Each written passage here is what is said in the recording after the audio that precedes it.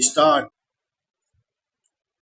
If we can find a remedy for it, it will not only be good for us, but maybe we will be setting an example for other democratically inclined countries who are seeking such remedies. Parajit, in spite of the fact that Parliament is in continuous session, it is not able to find time to consider in all the details important matters that come up. We have in fact much less time because we are not in continuous session. I suppose our session will inevitably become longer and longer so as to enable us to deal with more and more problems and have more and more discussion.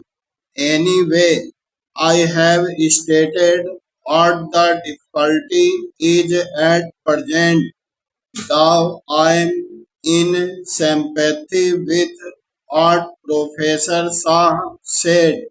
I have no easy remedy for that difficulty except to say that we are perfectly prepared to consider, together with the honorable members of the House, any ideas or suggestions about how to give greater facilities for more intensive discussion of any great problem.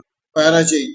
An honorable member referred to the budget speech as being directly or indirectly a survey of all manner of problems, domestic, international, economic, foreign, etc. The House can hardly expect the Finance Minister's budget speech to be a survey of all these tremendous problems, although they have no doubt some bearing on the budget.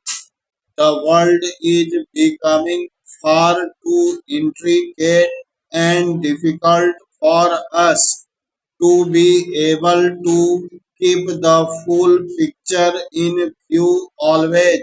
Paraji.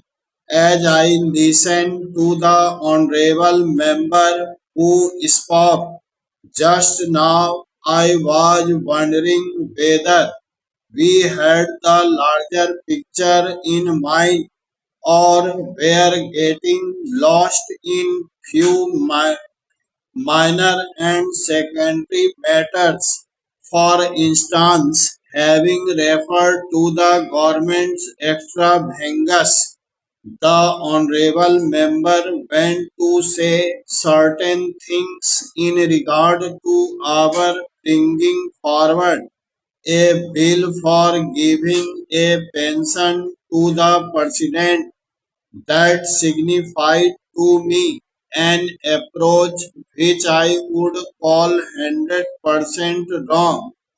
Besides, I should have thought that the subject of pension for the president was hardly a matter for debate or reference here. I say even this country is starving. Even then, you have to provide for our president. The honorable member perhaps prefers starvation for the president and himself. I certainly will not stand in his way, but we are considering graver matters than this, and the fact that such points are raised shows that we are not looking at the problems. We do not seem to be thinking of the vast problem that we are faced with and have to wrestle with the vast problems of the country's economy in relation to the world's economy.